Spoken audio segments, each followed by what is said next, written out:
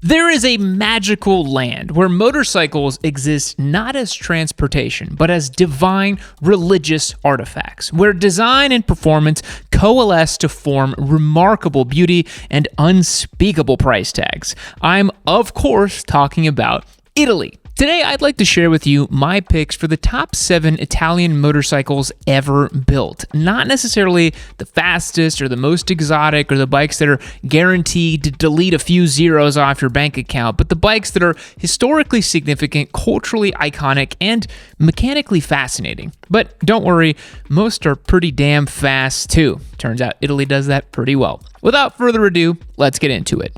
The Mondial Piega is a motorcycle that was born from a dream, a couple of bottles of Lambrusco, and a late-night booty call to Soichiro Honda. Italy produced countless motorcycle companies during the 20th century, so don't feel too bad if you don't immediately recognize the Mondial name. I'll be honest, a lot of these old racing outfits from the last 70 years or so do start to kind of blur together after a while, but by the end of this section, I think the Mondial name will stand out in your mind firmly, as the bike and the story of its creation are both pretty interesting. Mondial was huge in the 50s, winning racing championships and pioneering lightweight chassis designs. But by the 70s, the company went dormant and became yet another ghost of Italy's racing past. But then in the early 2000s, they came back from the dead with a bizarre comeback story. They built a carbon fiber-laden superbike using the Honda SP1 V-twin engine from the RC51.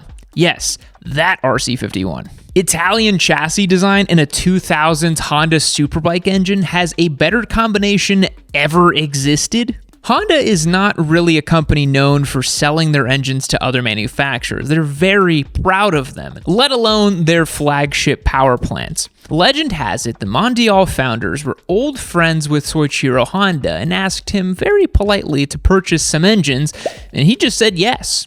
As a result, the Mondial Piega was lighter than the RC51, more powerful than the RC51, and by all accounts, more beautiful than the RC51. It had a high-spec chassis development, flowing carbon fiber bodywork, and a single-round headlight that predated the Ducati 999. It was a wonderful fusion of proven Japanese engineering and Italian passion and artistry. It was truly the best of both worlds.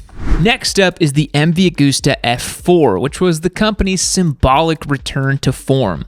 A Massimo Tamburini mic drop, essentially. Agusta used to be considered one of the greats of Italian motorcycle racing, but by the 90s, they were fading into irrelevancy. The brand had a fading memory of 37 championships from the golden age of GP racing, but not much left to say for themselves. But then, seemingly by destiny, Tamburini stepped in to resurrect MV with one of the most stunning motorcycles of the modern age, sculpting it with a deliberate artistry that resembled Michelangelo's David. The F4 wasn't just good looking on the outside, it was attractive down to its core. Ferrari actually aided in the development with the engine and inline 4 with radial valves. While everyone else at the time was fascinated with V-twin engines, Agusta, with Tamburini at the helm, doubled down on their history of 4-cylinder engines. The 750cc was a masterpiece of design, but the 1000 was the bike's final form. 180 horsepower, the quad exit exhaust, and one of the most elegant stances in motorcycle history. The F4 was a remarkable resurrection for Agusta. The Ducati Panigale V4 is the ultimate expression of Ducati's superbike evolution. It is the current form of Ducati's decades-long obsession with building race-winning superbikes, and it's currently in its 7th generation, and I am personally very fond of it. Before the V4, Ducati was married to the 90-degree V-twin, a fixture of the brand's identity. They lived by the twin, they died by the twin, baby. Bikes like the 916, the 996, 999, and 1098, and so on are all legendary in their own right. But especially in regards to the 916 era machines. That story has been told so many times, those bikes have been glazed so frequently that we're just gonna kind of gloss over those for today. Anyway, Ducati and their competitors had essentially maxed out the V-twins' capabilities, so the V4 was the next logical move. They knew they had to do it to keep up. Whatever challenges Ducati was facing, more cylinders was certainly the solution. The first Panigale V4 was Ducati's first mass-production street bike with a V4 engine.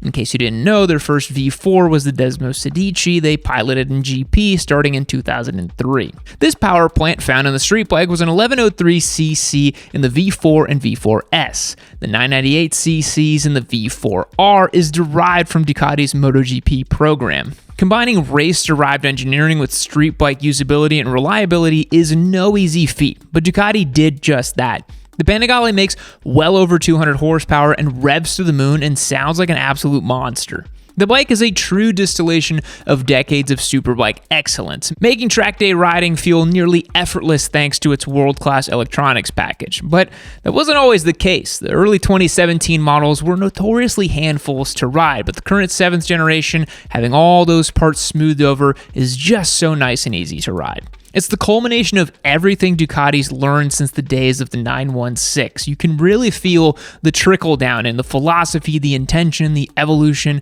and the style.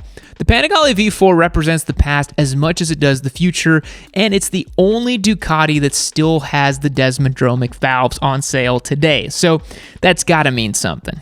And since we're on the topic of Ducati, we must talk about the Ducati Monster, the motorcycle that built the financial foundation that allowed the aforementioned superbikes to come into existence. Because, as it turns out, you need to sell more than flagship racing machines to be able to fund your racing endeavors. Who knew? In the early 90s, Ducati was broke. Might disappear from the planet broke. They needed a motorcycle that was cheap to build, cheap to develop, and appealing to younger riders with smaller budgets. The Monster's designer, Miguel Angel, approached this bike with the less is more philosophy. What was essentially a parts bin special comprising the 900 Supersport engine and 851 Superbike frame, with all the plastics removed and the handlebar in place of clip-ons, became a smashing success. The Monster was fast enough to be exciting, comfortable enough to ride every day, and cool enough to attract young people who previously thought Ducatis were only for the most die-hard of racing enthusiasts. It made Ducati a household name. It stopped being a tiny little weird Italian brand and something that people aspired to. And it sparked the modern, fun, naked bike trend, directly influencing the SV650, which became the gold standard for accessible, affordable fun for over 20 years. But the Monster sold like crazy, and because of the low R&D cost, it practically printed money. It allowed Ducati to expand, invest heavily in racing and R&D, and become the global brand that they are today. Without the Monster, Ducati wouldn't exist as they do, if at all, and for that reason, it has to be one of the top Italian bikes ever built.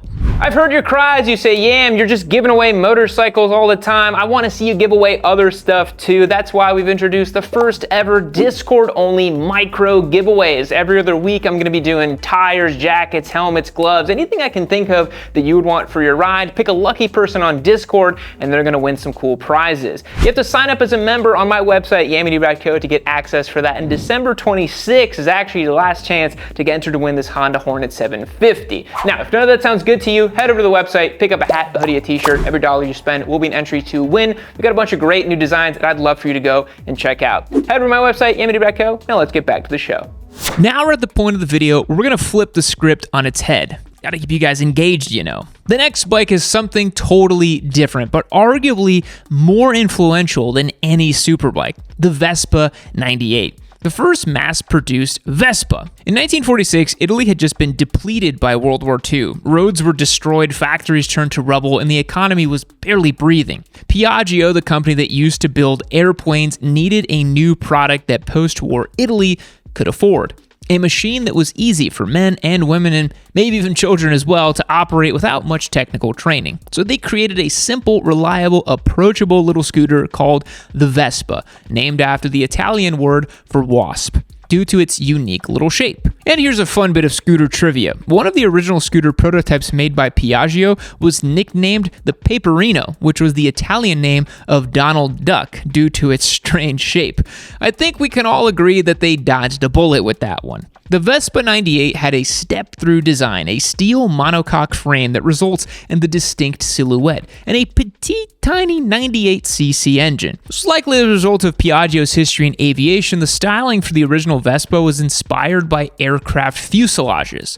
The Vespa was cheap, friendly, and anybody could ride it. And as a result, it exploded in popularity. The Vespa didn't just get people moving, it became a cultural symbol. It showed up in Hollywood film classics, it became an icon among fashionable youth, and it carried generations of people to work, to cafes, and even to social protests, and it continues to do that. In Europe, the Vespa 98 was as important as the Model T was in America. It democratized transportation. It became a symbol of not just Italian automotive design, but of Italian design in itself. And I feel like its cultural impact rivals every other bike on this list today. If you want to see a really cool video, we made an entire review on the Vespa GTS 310 recently that we loved putting together. Go and check that out after you finish this one.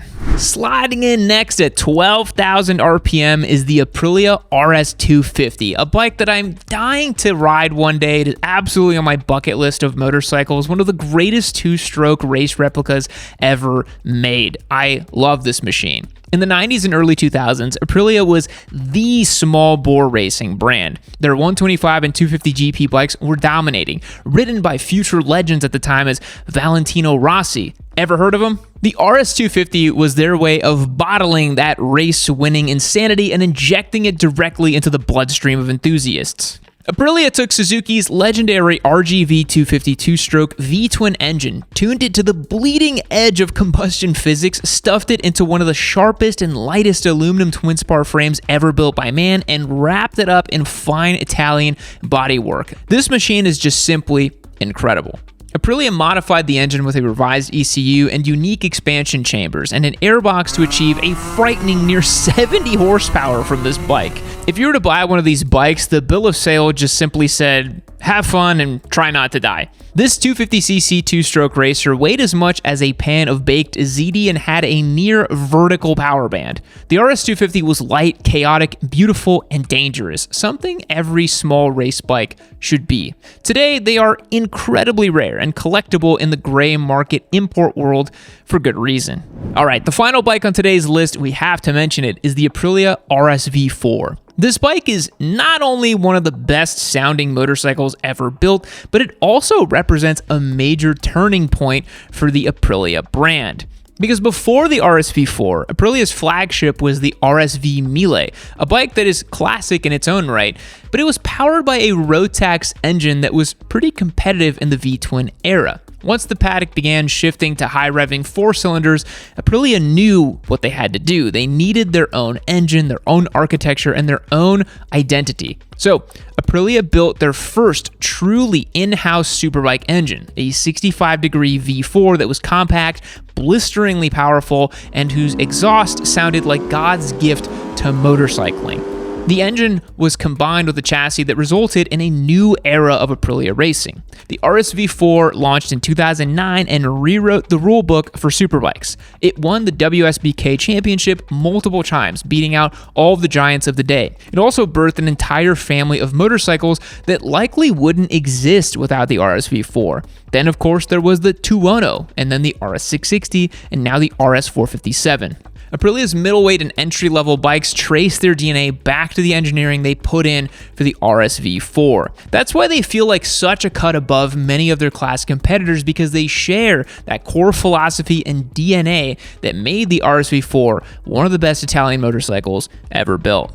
All right, there are a couple bikes that are worth mentioning that didn't quite make the list, but I did want to mention them. And that is the Moto Guzzi Otto Cilindre, which is an insane V8 race bike from the 50s. It hit 170 miles an hour with the technology of a toaster oven. This bike was ultimately sunset because all of the best racers in the world were too scared to ride it. I'm not even kidding, that's literally what happened. Then we have the Laverda Jota, which was at one point the fastest production motorcycle on Earth. The Jota name, referencing the Spanish dance in triple time, is a bit of an Easter egg, paying homage to the fire-breathing 3-cylinder engine that powered this machine. Don't you love how romantic the Italians are? And then lastly, we have the Ducati Desmosedici RR, a street-legal machine that is about as close to a MotoGP bike that you can get. 200 horsepower in 2008 is pretty damn wild. I mean, this thing was basically just a replica of their 2007 championship-winning Desmosedici. So, yeah.